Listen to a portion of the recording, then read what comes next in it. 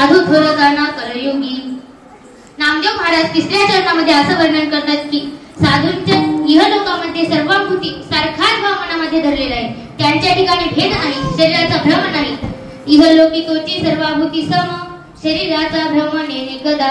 चौथ्या चरणामध्ये नामदेव महाराज असं वर्णन करतात की जशी गाय एका वासराला पाहून दूध देते आणि ते दूध सगळ्यांसाठी उपयोगाचं ठरतं, तसंच संत देखील सतत कार्य करत राहतात. नामा म्हणे गाय दुधे कसरे, साधू निरंतर वर्ते ते सा. विठ्ठल विठ्ठल.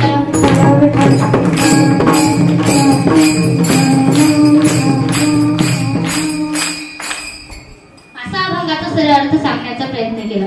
अभंगाचा अर्थ हाच असेल असे माझे आग्रह नाही.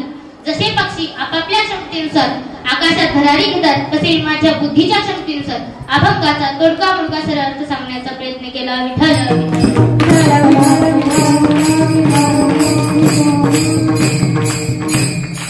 अल्पसा परिहार द्यायचा तो म्हणजे असा की आज कन्हैया आध्यात्मिक वारकरी शिक्षण संस्थेमध्ये दरवर्षीप्रमाणे याही वर्षी चालत असणारा अखंड हरिनाम सप्ताह, नवरात्री महोत्सवानिमित्त अखंड हा हरिनाम सप्ताह चालू आहे. याचे आयोजक आमचे गुरुवर्य श्री हबप गोविंद महाराज मुंडे आणि मालती महाराज कोंडाळकर हे आयोजक आहेत. यांच्या चरणी नतमस्तक होते. तुमच्या सर्व श्रोते मायबापाच्या चरणी नतमस्तक होते आणि कीर्तन रूपी सेवेला प्रारंभ करते. विठ्ठल विठ्ठल.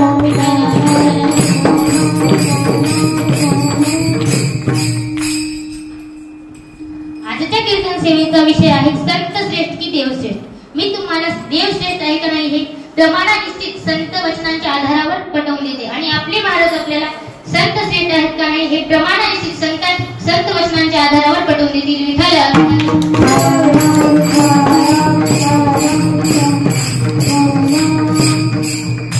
कलियुगात महाराज कोणाचं भजन करायचं? देवाचं भजन करायचं की संताचं भजन करायचं? देवाला शरण जावं की संताला शरण जावं? कोण मोठे, संत मोठे का देव मोठे? आपण आपापल्या जर बुद्धीने विचार केला तर आपल्याला कोण श्रेष्ठ वाटतं? तर देवच श्रेष्ठ वाटतो महाराज. कारण का? देवाने सगळी सृष्टी बनवली आहे, देवाने हे सगळं जग बनवलेलं आहे, म्हणून आपल्याला देवच श्रेष्ठ वाटतो. कारण देवाकडे 3 महाशक्त्या सांगितल्या जातात. पहिली महाशक्ती कर्तुम, दुसरी महाशक्ती अकर्तुम आणि तिसरी महाशक्ती अन्यथा कर्तुम. ह्या 3 शक्त्या देवाकडे सांगितल्या जातात, म्हणून देव श्रेष्ठ आहे. तुम्ही म्हणता कर्तुम म्हणजे तरी काय? कर्तुम म्हणजे देवाकडे कर्तव्य करण्याची स्वतंत्र शक्ती आहे, म्हणून देव श्रेष्ठ आहे. विठ्ठल विठ्ठल.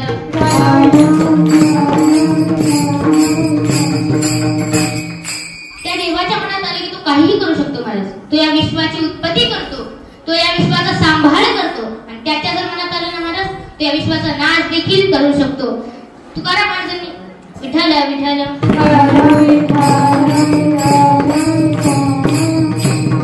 देवाच्या सत्तेशिवाय सृष्टीतील किंवा जगातील झाडाचं पान देखील हलत नाही. वृक्षाची पाने हाले जाती जाता, वृक्षाची पाने हाले जाती जाता,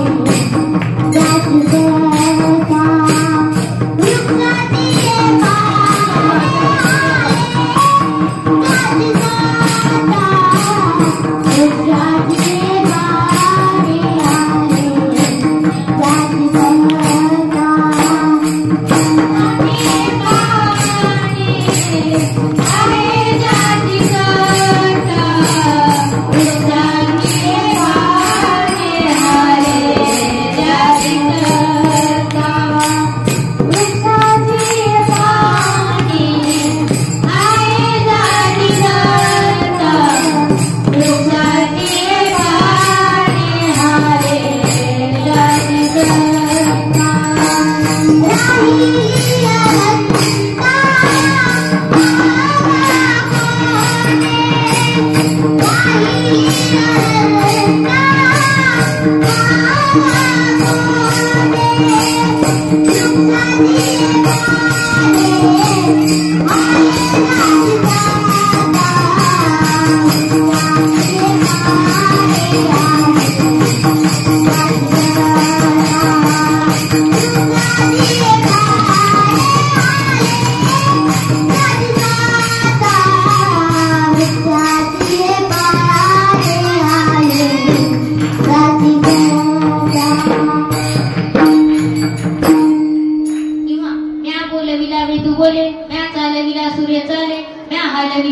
मोहले जो जगाचे चळीत.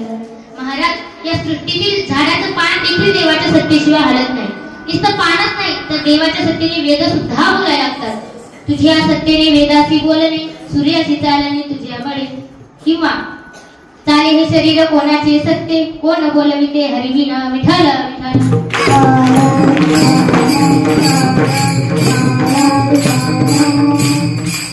महाराज, हे शरीर देखील देवाच्या सत्तेने चालतं. असं काहीच नाही की देवाच्या सत्तेने चालत नाही. तुम्हाला एक रामायणातील गोड दृष्टांत सांगते, ऐका. तर एकदा प्रभू रामचंद्र आणि लक्ष्मण विश्वामित्र ऋषीच्या आश्रमामध्ये विद्यार्जनासाठी गेले होते. विद्यार्जना म्हणजे काय, तर शिक्षण घेण्यासाठी गेले होते. शिक्षण घेऊन परत आले आणि तेव्हा विश्वामित्र ऋषींनी त्यांना परत बोलावून घेतलं. कशासाठी, तर मारीच आणि सुभाव यांचा वध करण्यासाठी.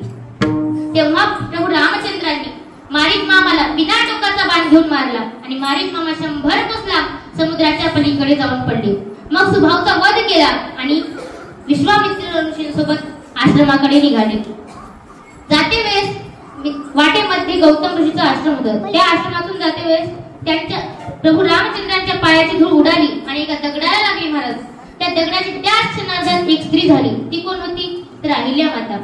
शिरा होती मनुष्य झाली, थोर कीर्ती वाखाणली. देवाच्या पायाची धूळ एका दगडाला लागली आणि त्या दगडाची स्त्री झाली. एवढी देवाची कर्तुम शक्ती आहे. म्हणून कोण श्रेष्ठ, तर देवच श्रेष्ठ. विठ्ठल विठ्ठल.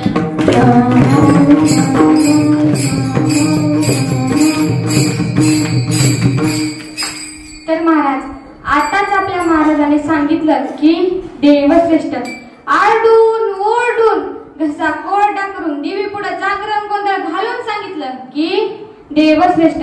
पण महाराज, ज्या देवाकडे 3 महान शक्त्या आहेत ना, त्या 3 महान शक्त्या संतांकडे सुद्धा आहेत. कर्तुम, अकर्तुम आणि अन्यथा कर्तुम, ह्या 3 महाशक्त्या संतांकडे देखील आहेत. तेव्हा काय यांच्या डोक्याचे खोके झाले होते का? विठाला विठाला.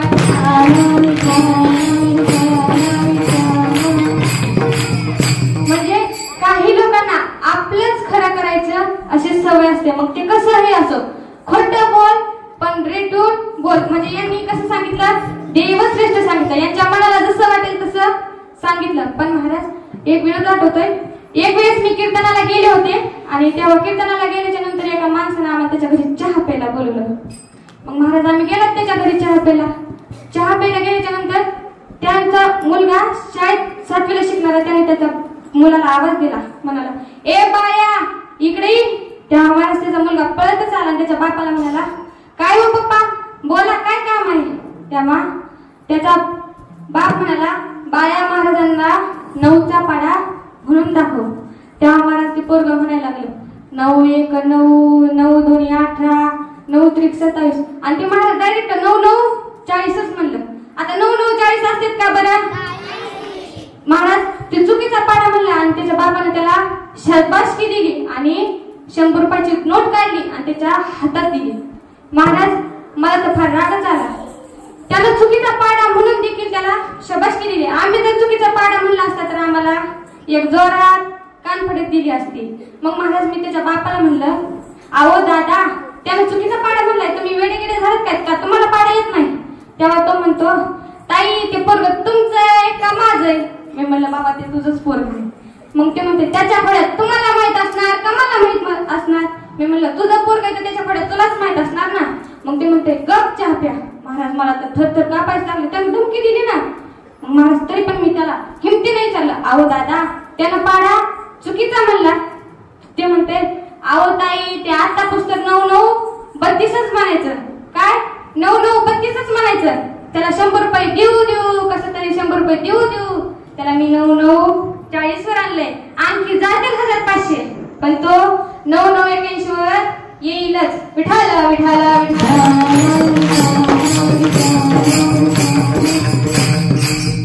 म्हणजे काही लोकांना आपलंच खरं करायचं अशी सवय असते. तसं या महाराजांनी देवश्रेष्ठ असं सांगितलं. पण महाराज, जी देवाकडे कर्तुम शक्ती आहे ना, ती संतांकडे कितीतरी पटीने जास्त आहे. कसं तर महाराज, मी तुम्हाला पटवून देते. ज्ञानेश्वर महाराजांच्या चरित्रात असं वर्णन आहे की एक राजा होता. तो राजा संतती प्राप्त होत नव्हती म्हणून दुःखी होता. त्याच्या लग्नाला फार वर्ष झाले तरी त्याला काय संतती नव्हती.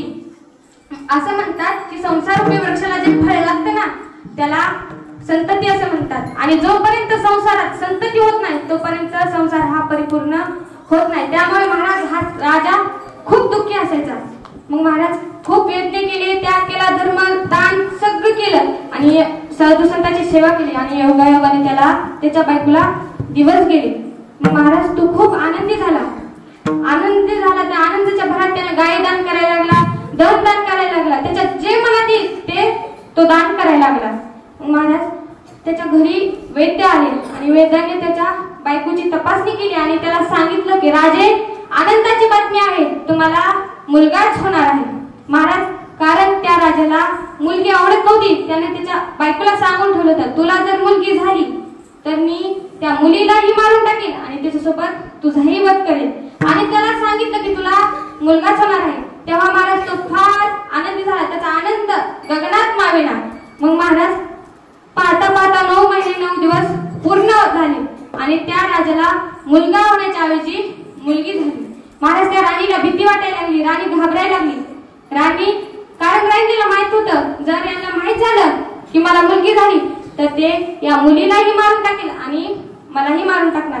तिच्यापाशी काही दासी होत्या, त्या दासीला देखील माहित होतं की राजाला मुलगी आवडत नाही. दासीने असा विचार केला की राजाला मुलगी झाली असं सांगायचं नाही, मुलगा झालाय असंच सांगायचं. त्यावेळी महाराज राणी म्हणते अगं पण खोटं कसं सांगायचं. तेव्हा दासी म्हणतात आपण एका ब्राह्मणाला बोलू. मग महाराज त्या ब्राह्मणाला बोलवतात आणि ब्राह्मणाला सांगतात ब्राह्मण देवता तुम्ही राजाला मुलगा झाल्याचं सांगा आणि त्या मुलाला वय 18 वर्ष पूर्ण होईपर्यंत तुम्ही त्या मुलाचं तोंड पाहू शकणार नाही असं सांगा. तेव्हा तो ब्राह्मण म्हणाला नाही मी खोटं बोलणार नाही. मग महाराज दासी म्हणाले आम्ही तुम्हाला धन देऊ. ब्राह्मण त्या धनाकडे पाहतो आणि खोटं बोलायला तयार झाला. ब्राह्मण राजाकडे जातो, राजाला म्हणतो राजे एक आनंदाची बातमी आहे, तुम्हाला मुलगा झालाय. तेव्हा महाराज राजा एवढा आनंदी झाला त्याने म्हणला चला मला पण मुलगा पाहायचा आहे. तेव्हा ब्राह्मण म्हणाला नाही राजे तुम्ही त्या मुलाला पाहू शकत नाही, वय 18 वर्ष होऊस तर तुम्ही त्या मुलाला पाहू शकणार नाही. जर तुम्ही त्या मुलाला पाहिलं तर त्याच्या क्षणार्धात मृत्यू होईल. मग महाराज राजा म्हणाला बर बाबा इतके दिवस होत नव्हता तर दम काढला आणि 18 वर्ष दम काढतायत. मग महाराज पाहता पाहता 18 वर्ष उद्या त्या मुलीला पूर्ण होणार होते. आणि मग महाराज राणीला भीती वाटायला लागली. आता उद्या राजाला माहित होईल की मुलगी झाली म्हणून राजा मुलीला मारून टाकेल आणि त्यासोबत माझाही वध करेल. राणी त्या मुलीला म्हणते मुली तू हे घर सोडून जा. जर तुझ्या वडिलांना माहित झालं ना तू मुलगी आहेस तर तुझ्या मुली तुलाही मारून टाकतील आणि मलाही मारून टाकतील. महाराज ती मुलगी तिचं घर सोडायला तयार होते, घर सोडून जाते. सकाळची वेळ असते. महाराज 4 साधू तिला तीर्थयात्रेला जाताना दिसतात. कोण कोण ज्ञानेश्वर महाराज, निवृत्तीनाथ महाराज, सोपान काका आणि मुक्ताई हे 4 भावंडे तीर्थयात्रेला जात होते. तेव्हा ही मुलगी पळत जाते आणि माऊलीचे चरण धरते. माऊलीचे चरण धरल्याच्या नंतर महाराज रडायला सुरुवात करते आणि विठाला विठाला विठाला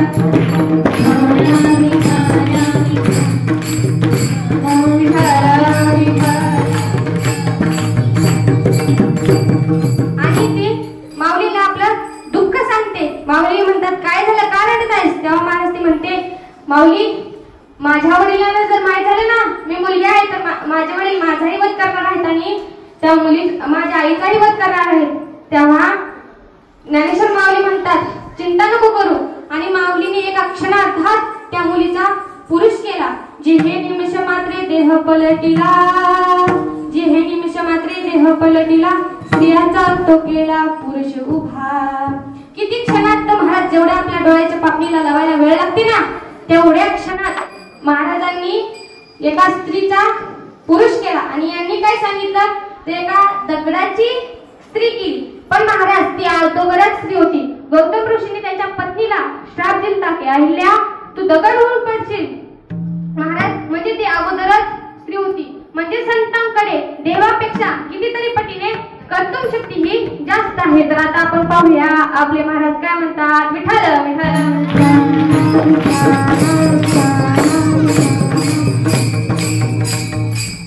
बघा आत्ताच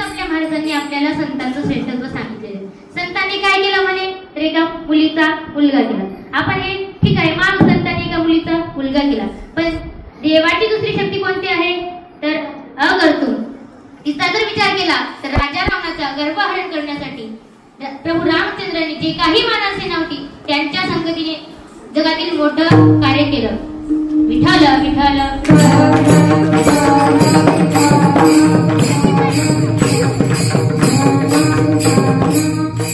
आपण रामायण ऐकलं असेल तर आपल्याला कळेल जेव्हा सीतामाईला रावण चोरून घेऊन गेला होता त्यावेळेस प्रभू रामचंद्र सीतामाईला शोधण्यासाठी निघाले. जाते वेळेस ऋषमुख पर्वतावर वानरराज सुग्रीव व हनुमंतजी बसले होते. त्यांच्यासोबत मैत्री केली आणि पुन्हा समुद्राच्या किनारी येऊन थांबले. सर्व वानरांच्या मदतीने सेतू बांधला आणि लंकेमध्ये जाऊन सर्व राक्षसांचा वध करून राजा रावणाचं गर्भहरण करून लंकेवर विजय मिळवला.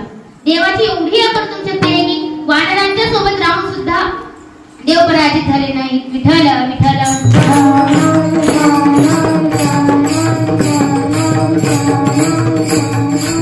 वानरांच्या संकटात राहून सुद्धा देव पराजित झाले. एवढी देवाची अकर्तृ शक्ती जास्त आहे. म्हणून कोण श्रेष्ठ तर देवच श्रेष्ठ. विठ्ठल विठ्ठल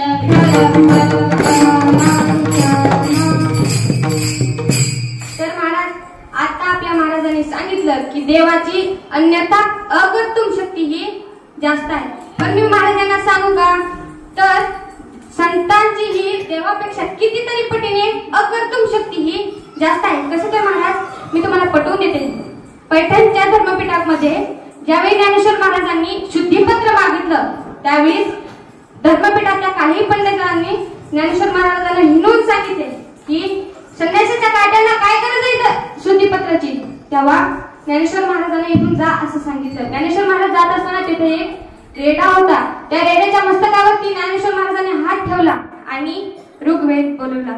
ज्ञानदेव म्हणे बोलले ऋग्वेद ओमकार हा शब्द प्रणवाचा. महाराज एका रेड्याच्या मुखातून ज्ञानेश्वर महाराजांनी ऋग्वेद बोलवला आणि महाराजांची कीर्ती अजरामर झाली. कसं तर विठ्ठल विठ्ठल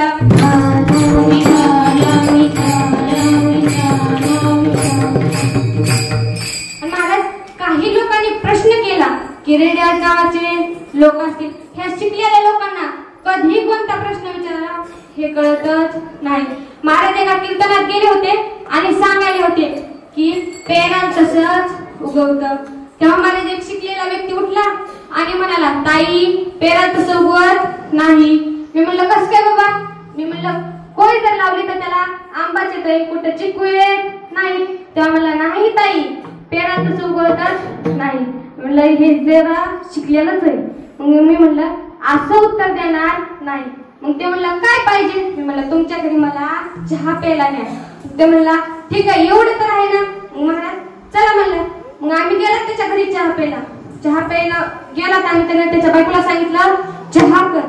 मग महाराज ती चहा करायला लागली. मग तिने चहा केला आणि तो गेला चहा आणायला. मी म्हणलं दादा मला फक्त चहाच आणा. तो म्हणला अहो ताई नुसता चहाच आणणार आहे. मग महाराज तो येताना त्याच्या हातात ट्रे दिसला. मी म्हणलं दादा मला फक्त चहाच पाहिजे. तेव्हा तो म्हणाला अहो ताई चहाच आहे बिस्किट वगैरे नाही. मी म्हणलं तुझ्या बिस्किटाचा तिकडेच जा तर फक्त मला चहाच आण. महाराज त्याने असं कप बशी धरली आणि मला चहा द्यायला लागला. मी म्हणलं मला असा चहा पाहिजे नाही कप बशी वगैरे काहीच नको मला नुसतं चहाच पाहिजे. तेव्हा तुम्ही ते बिना कपाचा चहा कसा येईल. मी म्हणलं मग बिना टरफलाचा शेंगदाणा कसा येईल. विठ्ठल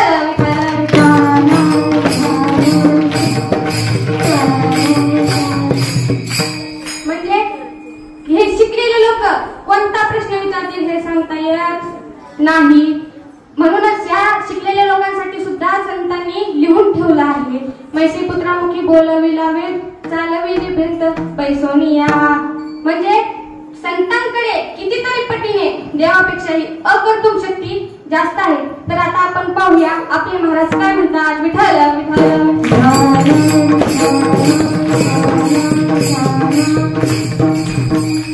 बघा पुन्हा महाराजांनी संत श्रेष्ठ सांगितलं. पण तिसरी देवाची कर्तृ शक्ती अन्यथा कर्तृ शक्तीचा जर विचार केला तर बघा विठ्ठल विठ्ठल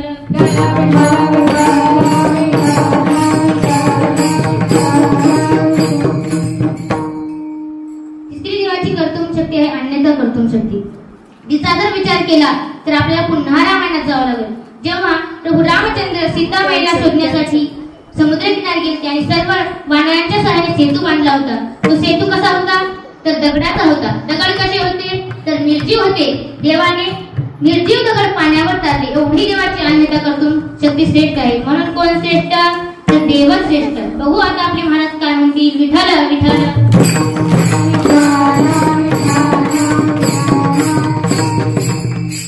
महाराज या महाराजांना काय अक्कलच आहे का नाही हे मला माहित नाही. यांनी काय सांगितलं की निर्जीव दगड तारले. तर याच्या पुढे देखील मी सांगते आमच्या संतांनी काय केलं. तर महाराज ऐका. ज्यावेळी ज्ञानोबारायांना 1400 वर्ष जगणारे चांगदेव महाराज भेटण्यासाठी येत होते ना तेव्हा ते वाघावरती बसून आणि हातात सापाचा चाबूक घेऊन येत होते. हे कृत्य मुक्ताईने पाहिले आणि मुक्ताई पळतच ज्ञानेश्वर महाराजांकडे गेली आणि ज्ञानेश्वर महाराजांना म्हणली, दादा चांगदेव महाराज तर वाघावरती बसून येत आहेत, मग आपण कशावरती जायचं. तेव्हा ज्ञानेश्वर महाराज एका भिंतीवर बसले होते. त्यांचे उगं भावंड एका भिंतीवर बसले होते आणि खेळत होते. तेव्हा ज्ञानेश्वर महाराजांनी त्या भिंतीला आज्ञा केली आणि भिंतीवर हात ठेवला. महाराज चालविली भिंती पैसोनी या म्हणजे भिंतीवर हात ठेवला आणि ती भिंत चालायला लागली. आणि ह्या महाराजांनी काय सांगितलं की निर्जीव दगड तारले. आणि भिंत कशी होती तर निर्जीवच होती. म्हणजे संतांकडे कितीतरी पटीने अन्यथा करतो ही शक्ती जास्त आहे. मग कोण श्रेष्ठ तर संत श्रेष्ठ. अभंगाच्या द्वितीय चरण. साधू तर जाना साधू तर जाना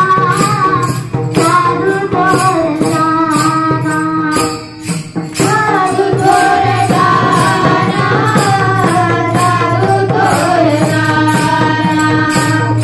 साधू तर जाना साधू तर जाना साधू तर जाना साधू तर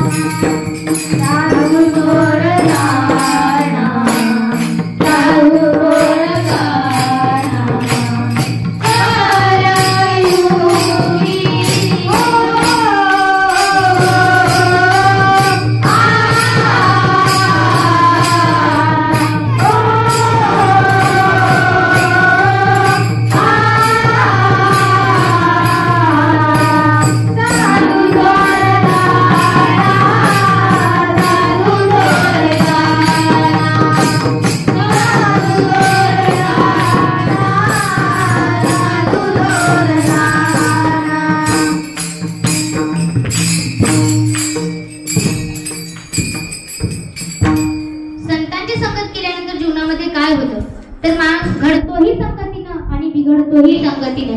तुकाराम महाराजांनी एका प्रमाणामध्ये वर्णन केलंय. पतन उद्धार संघाचा महिमा तेजोनिया जन भक्ती करा. माणसाचा उद्धारही संगतीनेच होतो आणि पतनही संगतीनेच होतो. कोण घडलं संगतीमध्ये राहून संतांच्या तर ऐका.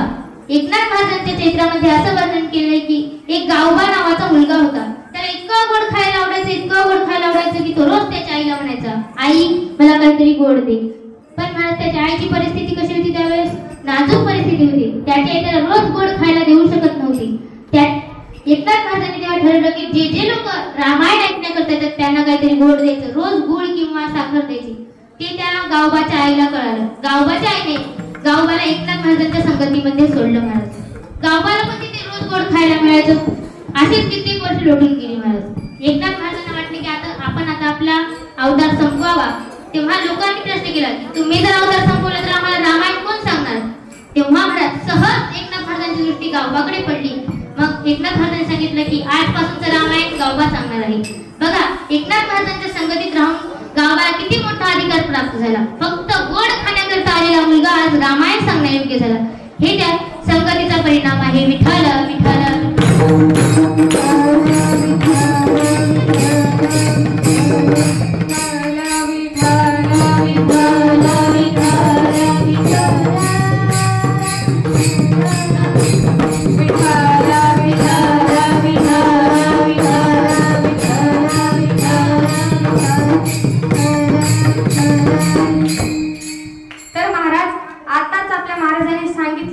की चांगल्याची संगत केल्यानंतर काय होतं, तर आता आपण पाहूया की वाईटाची संगत केल्याच्या नंतर काय होतं. माणूस घडतोही संगतीने आणि बिघडतोही संगतीने. माणसाच्या जीवनाचाही चांगला संगतीनेच आहे आणि वाईट ही संगतीनेच आहे. माणसाचा फायदाही संगतीने आणि नुकसान देखील संगतीनेच आहे. आपल्याला महाभारत तर माहितच असेल. महाभारतात एक कथा आहे, कर्ण हा दुर्योधनाच्या संगतीत जातो महाराज आणि त्याचा दुष्परिणाम असा होतो की त्याला त्याच्या जीवनाचं नुकसान होतं. महाराज कर्ण हा श्रेष्ठ होता पण दुर्योधनाच्या संगतीत जातो. दुर्योधन हा इतका वाईट होता, तो आपल्या भावांसोबत युद्ध करायचा आणि त्याचा बाप आंधळा धृतराष्ट्र हा दृष्टीने आंधळा होताच होता परंतु हा आतून देखील आंधळा होता. असं म्हणतात की ज्यांना दृष्टी दिली नाही ना त्याला मनात अंतःकरणाचा एक डोळा असतो, ते हे सर्व अंतःकरणाने पाहत असतात. एक वेळेस देवाने नाही दृष्टी दिली तरी चालेल पण अंतःकरणाचा डोळा मात्र प्रत्येकाला दिलेला असावा. विठ्ठल विठ्ठल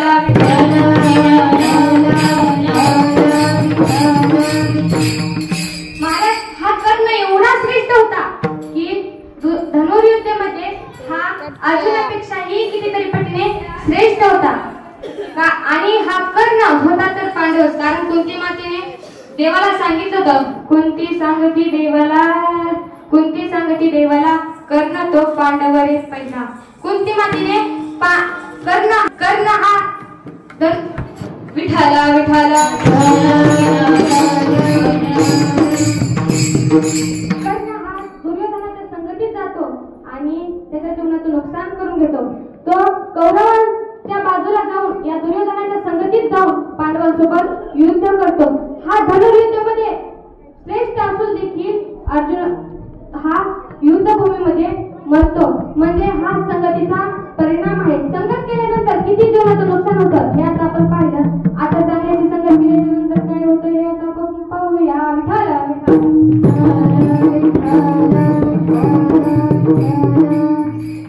बघा, आत्ताच आपल्या महाराजांनी सांगितलं की वाईटाची संगत केल्यानंतर जीवनामध्ये काय नुकसान होतं. खरंच महाराज कर्ण तर श्रेष्ठ होतात पण त्याने दुर्योधनाची संगत केली म्हणून त्याची जगामध्ये अपकीर्ती पसरली. कोणाची संगत केल्यानंतर जीवनात काय फळ भेटतं तर ऐका.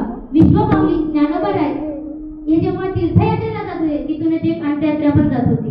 ती बाई रडत रडत बघाली की तिथून कोणतेतरी साधू जात आहेत. ती रडत रडत आली आणि माऊलींच्या पाया पडण्याकरता वाकली. जशी माऊली तिच्या हातातल्या बांगड्या बांधल्या महाराज तेव्हा माऊलींनी आशीर्वाद दिला.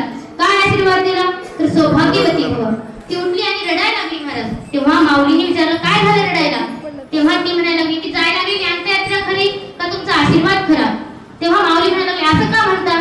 तेव्हा ती बाई म्हणाली ही अंत्ययात्रा कोणाची आहे, दुसरं कोणाचीच नाही, ती माझ्याच मालकाची आहे, ती याच सौभाग्याची आहे. आता काहीच क्षणात माझ्या कपाळावरचं कुंकू पुसलेलं आहे आणि तुम्ही मला आशीर्वाद दिला. तेव्हा माऊली म्हणतात हा आशीर्वाद दिलाय ना आता खोटा ठरणार नाही. तेव्हा माऊली तिला अंत्ययात्रेकडे घेऊन जातात आणि त्या अंत्ययात्रेला खाली ठेवायला होतं. त्या प्रेताला खाली ठेवलं की माऊली त्याच्या डोक्यावर हात फिरवतात महाराज. जसा झोपेतून माणूस उठतो ना तसा तो मेलेला माणूस उठून बसला आणि गावातील लोकांनी आश्चर्यचकित केले की मेलेला माणूस उठवला.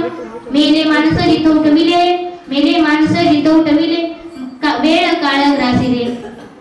त्या माणसाला माऊलींनी जीवनदान दिलं. त्या माणसाला असं कळालं. तो माणूस म्हणला मी आजपासूनचं जीवन सारं माझ्या माऊलींच्या संगतीमध्ये घालणार.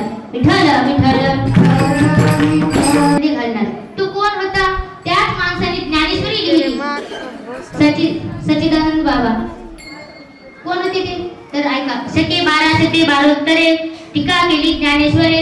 सच्चिदानंद बाबा आदरे लेखक झाला. ज्ञानेश्वर महाराजांच्या संगतीमध्ये येऊन हा सच्चिदानंद बाबांनी ज्ञानेश्वरी लिहिली. काय त्यांच्या जीवनात घडलं तर चंद्र सूर्य असूपर्यंत ते आश्रमात राहतील. तुम्हाला याच्यावर दुसरं सांगण्याची काय गरज आहे. चांगल्याची संगत केली की चांगलंच फळ मिळतं. बघू आता आपले महाराज काय सांगतात. विठ्ठल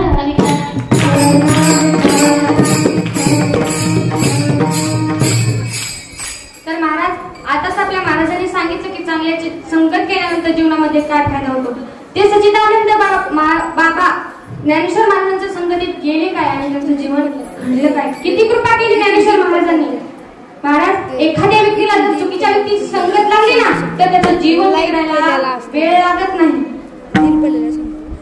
महाराज तुम्हाला रामायण माहितच असेल. रामायणात एक अशी कथा आहे, ज्यावेळी रामप्रभू राजा होणार होते ना तेव्हा सर्वात जास्त आनंद हा कैकेयीला होता आणि या कैकेयीची बुद्धी बिघडली कारण संगतीला मंथरेची लागली. कसं तर महाराज ज्या रामप्रभूवर जर सर्वात जास्त कोणी प्रेम करत असेल ना तर ही कैकेयीच होती महाराज. आणि कोणाला जर का रामप्रभूला जर का कोण जास्त आवडत असेल ना तर ही कैकेयी माता होती महाराज.